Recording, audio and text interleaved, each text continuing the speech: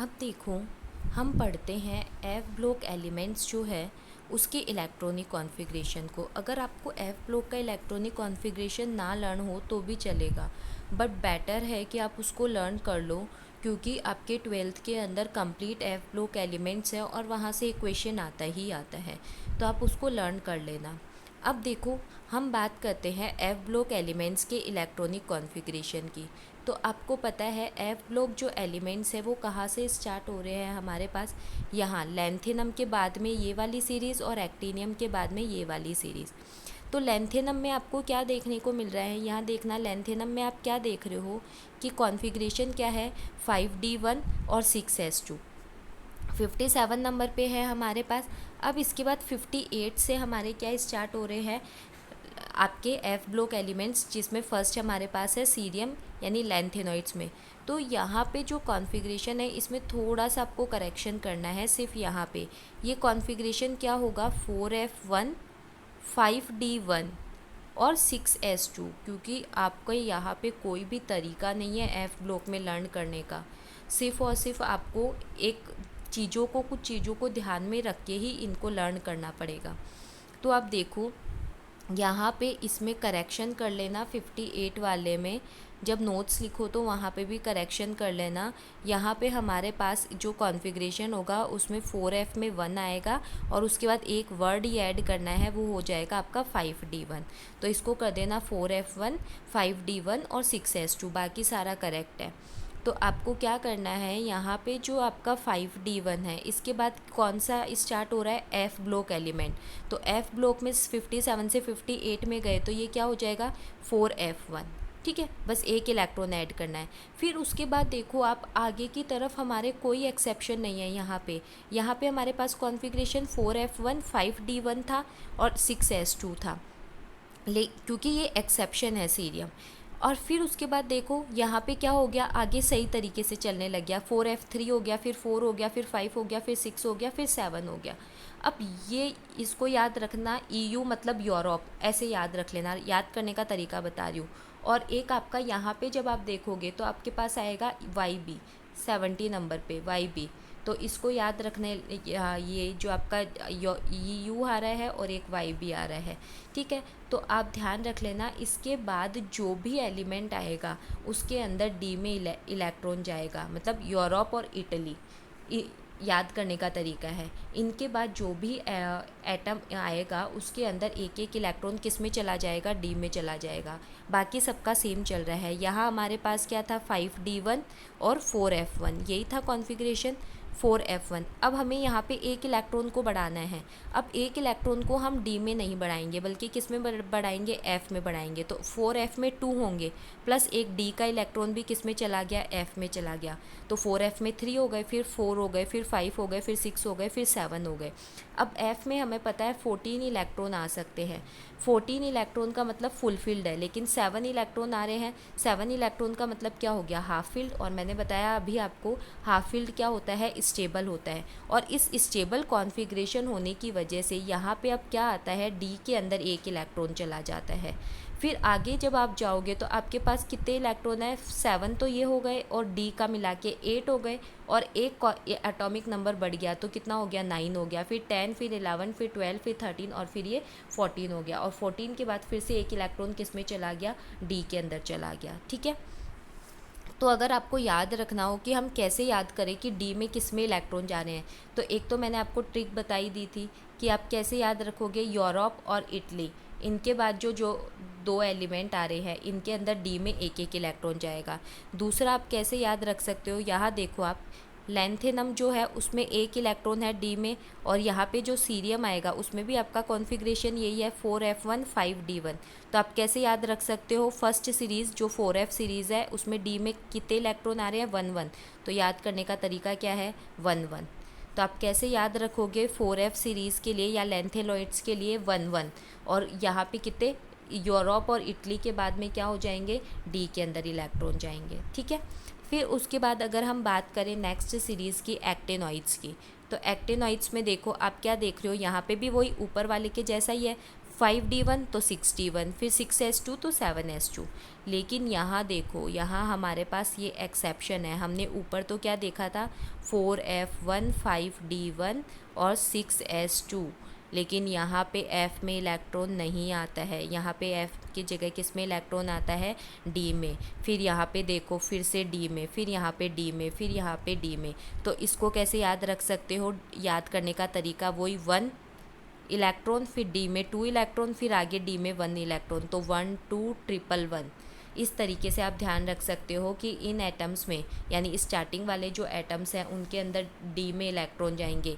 इस एक्टिनियम में 1 जाएगा, फिर इसमें 2 जाएगा, फिर आगे वाले 3 में क्या होंगे, तीनों में डी में 1 1 इलेक्ट्रॉन जाएंगे। ये देखो याद ही करना पड़ेगा, मैं सिर्फ आपको ट्रिक बता रही हूँ क्योंकि इसका कोई ऑप्शन नहीं है, सिर्फ और सिर्फ ये एक्सेप्शंस है। तो एक्सेप्शंस को तो हमें लर्न करना ही करना पड़ेगा। तो यहाँ देखो आप क्या देख रहे हो, डी के अंदर इलेक्ट्रॉन कैसे जा रहे हैं, यहाँ 1 जा रहा है आपका, फिर यहाँ पे 2, फिर यहाँ पे 1 1 1, फिर ऊपर वाला जैसा सेम टू सेम, यहाँ 4f तो यहाँ 5f, फिर यहाँ 7 तो यहाँ पे भी 7, फिर यहाँ पे डी में 1 जाता है तो यहाँ पे भी जाएगा। बाकी सारा का सारा ऊपर के जैसा सेम चल रहा है कॉन्फ़िगरेशन। फिर उसके बाद आप क्या देखोगे, लास्ट एटम की अगर हम बात करें तो यहाँ पे भी डी में 1 इलेक्ट्रॉन जाता है ना, तो यहाँ पे भी डी में 1 इलेक्ट्रॉन जाएगा। तो आपको एस और पी तो ईजीली याद हो जाएंगे। डी में कुछ एक्सेप्शन है तो आप कर लोगे, और एफ़ की मैंने आपको ट्रिक बताई है, उसके बेसिस पर आप उसके इलेक्ट्रॉनिक कॉन्फ़िगरेशन को याद करना। फिर भी कोई प्रॉब्लम आए तो मुझसे पूछ लेना, ठीक है। और इसको 2-4 बार खुद से बनाओगे तो एलिमेंट्स भी लर्न हो जाएंगे, ट्रिक्स भी लर्न हो जाएगी, और इलेक्ट्रॉनिक कॉन्फ़िगरेशन भी लर्न हो जाएंगे। भले ही लास्ट वाली जो सीरीज़ है ना, इसको आप छोड़ सकते हो, इसको करने की कोई ज़रूरत नहीं है, ठीक है। इसको आप जो है स्किप कर सकते हो। क्लियर है? कोई प्रॉब्लम हो तो पूछ लेना। अब देखो हम बात करते हैं इलेक्ट्रॉनिक कॉन्फ़िगरेशन की। मैंने यहाँ पे एलिमेंट्स के इलेक्ट्रॉनिक कॉन्फ़िगरेशन को लिख रखा है, जो आपको बताया था अप टू 30 है, ठीक है। वही हाइड्रोजन में 1, फिर 2। हम जब इलेक्ट्रॉन फिल करते हैं तो पहले किस में जाता है, 1s में, फिर किस में जाता है, 2s में, फिर किस में जाता है, 2p में, फिर किस में जाता है, 3s में, फिर किस में जाता है, 3p में, फिर किस में जाता है, 4s में, ठीक है। फिर उसके बाद किस में जाता है, 3d में। तुम इतना ध्यान रखो, बाकी सेकंड चैप्टर में डिटेल स्टडी कर देंगे। पहले 1s में, फिर 2s, फिर 2p, फिर 3s, फिर 3p, फिर 4s और 3d। जब तक 1s में 2 इलेक्ट्रॉन नहीं हो जाते तब तक हम किस में डालते जाएंगे इलेक्ट्रॉन, 1s में, फिर 2s में 2 इलेक्ट्रॉन, फिर 2p में 6 इलेक्ट्रॉन, फिर 3s में भी 2, 3p में 6, 4s में 2 और 3d के अंदर 10। तो आप देख लो आपका इलेक्ट्रॉनिक कॉन्फ़िगरेशन वही हाइड्रोजन का कितना है, 1s1, फिर हीलियम में 1s2, अभी जो मैंने आपको बताया था, ठीक है। फिर लिथियम के अंदर 1s2, क्योंकि एस अब फुलफिल हो गया तो 1s के बाद किस में जाएगा, 2s में, तो 2s में 1, फिर 2s2, फिर इसके बाद देखो 2s फुलफिल हो गया तो p के अंदर जा रहे हैं जब तक 6 इलेक्ट्रॉन नहीं हो जाते p के अंदर। तो यहाँ देखो आपने देखा कि p के अंदर 6 इलेक्ट्रॉन हो गए। फिर उसके बाद आप देखो p के बाद किस में जाएगा, 3s में, फिर जब 3s में 2 इलेक्ट्रॉन हो गए तो उसके बाद किस में जा रहा है, 3p में, और तब तक जाता जाएगा जब तक 3p में 6 इलेक्ट्रॉन नहीं हो गए। फिर 3p के बाद किस में आएगा इलेक्ट्रॉन, 4s में, ये 4s में आ गए। अब 4s के बाद, और वैसे भी आपको पता है 21 से आपके कौन से एलिमेंट्स स्टार्ट हो जाते हैं, डी ब्लॉक एलिमेंट्स स्टार्ट हो जाते हैं। देखो जिसमें s में लास्ट इलेक्ट्रॉन जाता है वो s ब्लॉक एलिमेंट्स होते हैं, जिसमें p में लास्ट इलेक्ट्रॉन जाता है वो p ब्लॉक एलिमेंट्स होते हैं, और जिनमें d में लास्ट इलेक्ट्रॉन जाता है वो d ब्लॉक एलिमेंट्स होते हैं, और जिनमें लास्ट इलेक्ट्रॉन f में जाता है वो f ब्लॉक एलिमेंट्स होते हैं।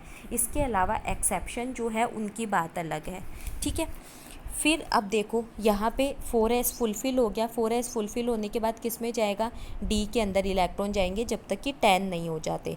लेकिन हमें पता है 2 तो हमारे पास एक्सेप्शन है, एक तो क्रोमियम हमने अभी एक्सेप्शन पढ़ा था, और क्रोमियम के अलावा एक एक्सेप्शन कौन सा पढ़ा था हमने, कॉपर पढ़ा था। तो ये दोनों तो हमारी क्या है, एक्सेप्शन है, बाकी सारे के सारे ओरिजिनल चलते हैं।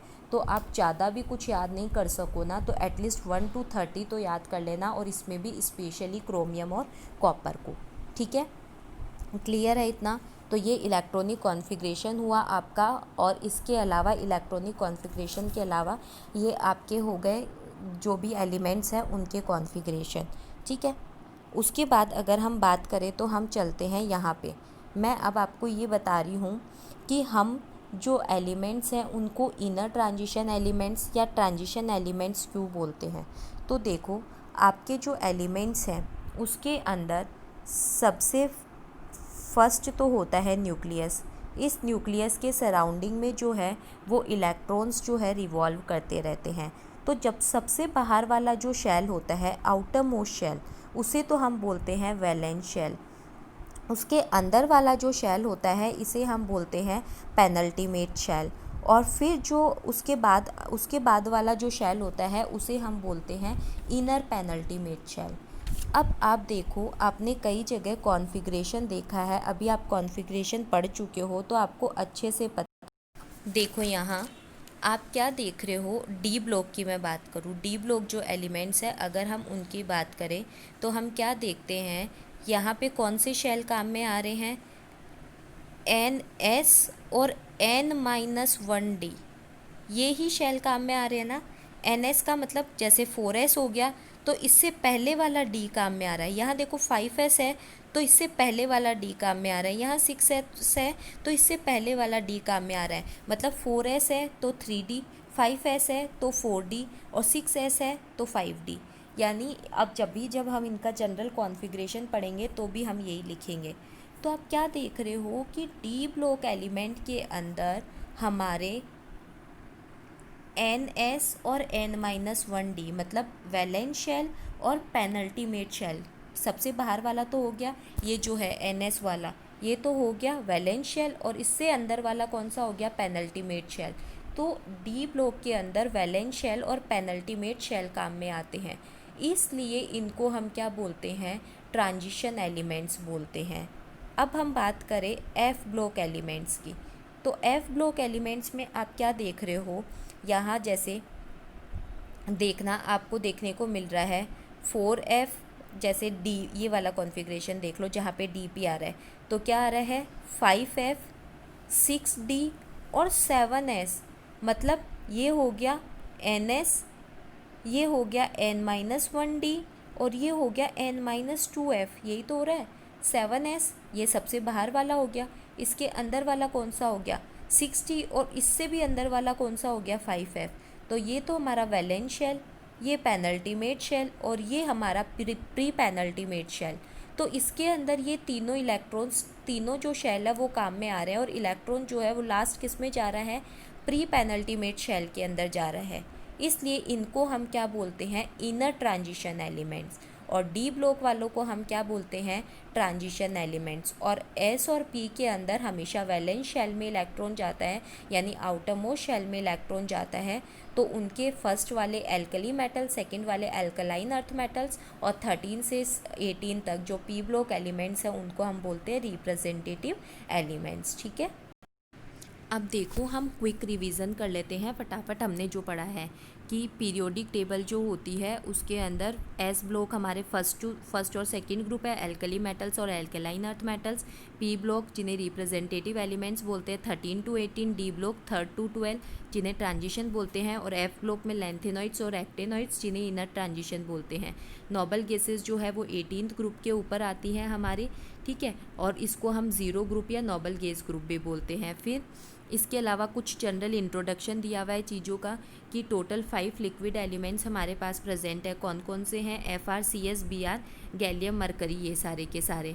और मरकरी जो है वो सिर्फ और सिर्फ एक ऐसी मेटल है जो लिक्विड स्टेट में प्रेजेंट होती है, ये सबको पता है क्योंकि सारे के सारे ये किसके अंदर देखते हो, थर्मामीटर के अंदर देखते हो।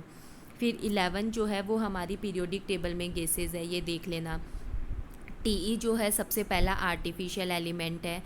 IR इसको याद रखना, इरीडियम जो होता है वो सबसे ज़्यादा डेंसर एलिमेंट होता है। आयोडीन जो है वो सब्लिमेशन शो करता है, मतलब सॉलिड से डायरेक्ट कन्वर्ट हो जाता है गैसियस स्टेट के अंदर। एक और चीज़ याद रखना, ये 10th में भी पढ़ी है, 11th में फिर पढ़ रहे हो, 12th में फिर से पढ़ोगे कि जो यूरेनियम है उसका एटॉमिक नंबर होता है 92।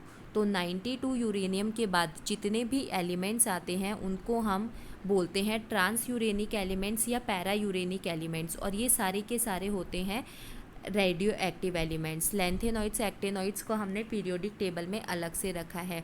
इसके अलावा आप ये देखोगे कि पीरियोडिक टेबल जो है उसके अंदर जो कुछ एलिमेंट्स हैं वो मेटल्स है, कुछ नॉन मेटल्स है, और कुछ जो एलिमेंट्स होते हैं वो मेटेलॉइड्स होते हैं। तो आपके पीरियोडिक टेबल के अंदर एक जिगजैग लाइन बनी हुई होती है जिसके अंदर आपके कौन कौन से एलिमेंट आते हैं, boron, silicon, germanium, arsenic, antimony, tellurium और एटी, या कुछ बुक्स में पोलोनियम भी दिया हुआ होता है, दोनों में से कोई भी कंसीडर कर सकते हो। तो ये जो एलिमेंट है ये तो सारे के सारे कौन से होते हैं, ये 10th में पढ़ के आए हो तुम कि ये सारे के सारे एलिमेंट्स तो कौन से होते हैं, मेटेलॉइड्स। और इन मेटेलॉइड्स के इस तरफ जो होते हैं वो होते हैं मेटल्स, और इनके इस तरफ जो होते हैं वो होते हैं नॉन मेटल्स। ठीक है, तो इसको ध्यान में रख लेना एक तो कि जो पीरियोडिक टेबल है उसमें मेटल्स भी है, नॉन मेटल्स भी है और मेटेलॉइड्स भी है। और सिर्फ पी ब्लॉक ऐसा एलिमेंट है जिसके अंदर क्या प्रेजेंट है, मेटल्स, नॉन मेटल्स और मेटेलॉइड्स तीनों प्रेजेंट है। और 17 ग्रुप एलिमेंट ऐसा है जिसके अंदर लिक्विड भी है, सॉलिड भी है और गैस भी है।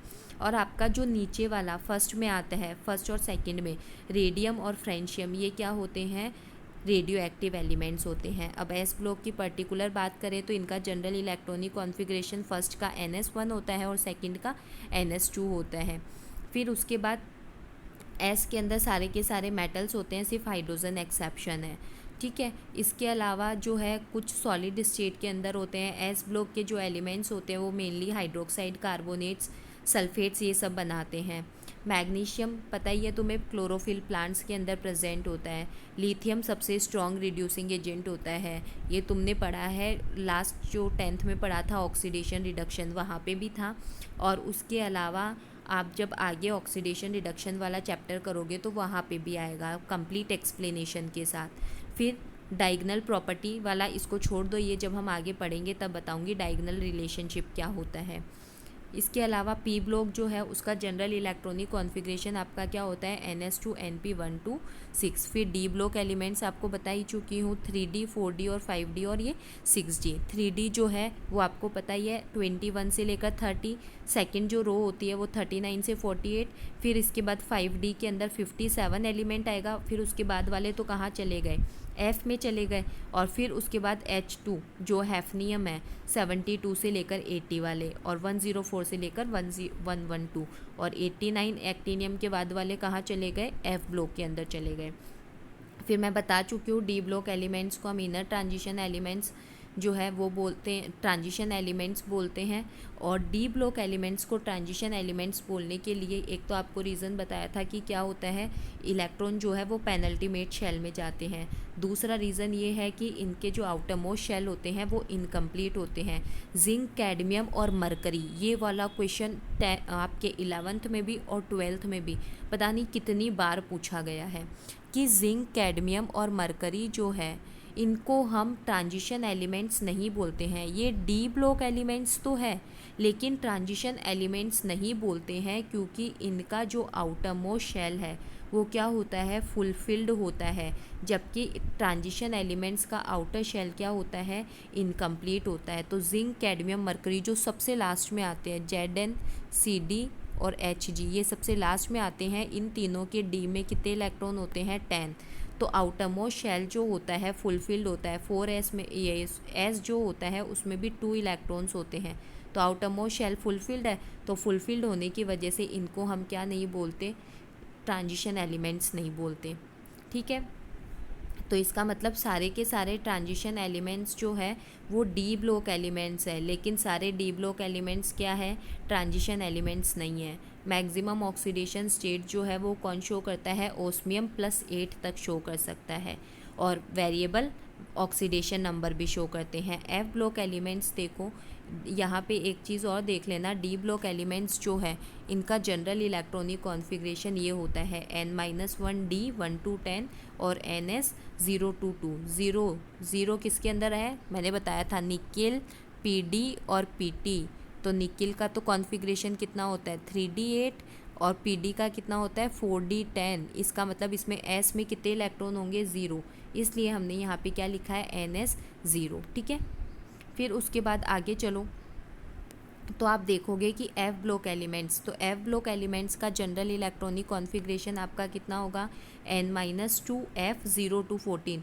याद है एफ़ जो है उसके अंदर ज़ीरो इलेक्ट्रॉन भी आता है, और एफ़ में ज़ीरो इलेक्ट्रॉन किस में आता है, जब आप 6d में 2 इलेक्ट्रॉन्स करते हो, और 6d में 2 इलेक्ट्रॉन्स किस में आए थे, थोरियम के अंदर आए थे।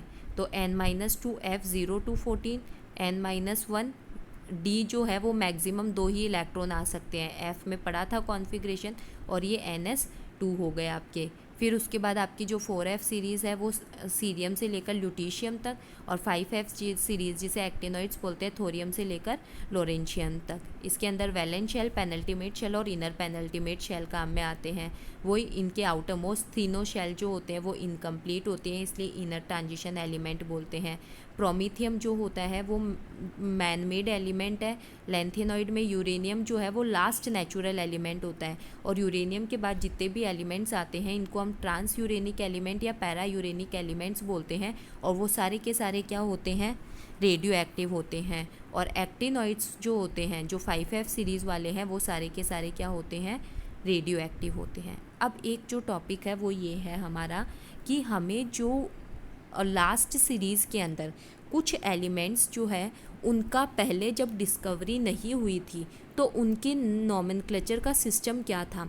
अब तो चलो पूरे के पूरे 118 एलिमेंट्स डिस्कवर हो चुके हैं तो कोई प्रॉब्लम नहीं है, लेकिन जब उनको डिस्कवर नहीं किया गया था तो उनका जो नॉमेनक्लेचर है वो IUPAC नॉमेनक्लेचर किया गया था। IUPAC की फुल फॉर्म क्या है, international union for pure and applied chemistry. अब देखो हम कैसे करते हैं, जैसे मान लो 100 है, 100 और इससे ज़्यादा वाले जो एलिमेंट्स हैं ना उनके नॉमेनक्लेचर का तरीका है ये। तो 100 है तो 1 के लिए जैसे पहले 0 के लिए हमें क्या लिखना है, नील, 1 के लिए अन, 2 के लिए बाय, 3 के लिए ट्राई, 4 के लिए क्वाड, 5 के लिए पेंट, और ये इनके सिंबल, नील के लिए एन, फिर अन के लिए यू, बाय के लिए बी, ट्राई के लिए टी, क्वाड के लिए क्यू, पेंट के लिए 5 पी, ठीक है। फिर उसके बाद देखो 6 जो है, 6 के लिए क्या आ जाएगा, हेक्स, 7 के लिए सेप्ट, 8 के लिए ऑक्ट, और 9 के लिए इन, और ये इनके सिंबल है HSSOE। अब देखो बहुत सिंपल मेथड है, एग्जाम्पल्स देखना। सबसे फर्स्ट हमारे पास है 100, तो 100 में पहला एलिमेंट कौन सा है, 1, तो 1 के लिए क्या लिखते हैं, अन।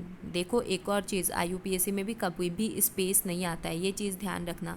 फिर उसके बाद 0 के लिए क्या लिखते हैं, नील, लिख दिया। फिर एक और 0 है तो क्या लिखेंगे, नील, तो अन, नील, नील, और लास्ट में क्या लगा देना है, EM, ठीक है। और सिंबल हमने क्या देखा था, अन है तो सिंबल U आ जाएगा।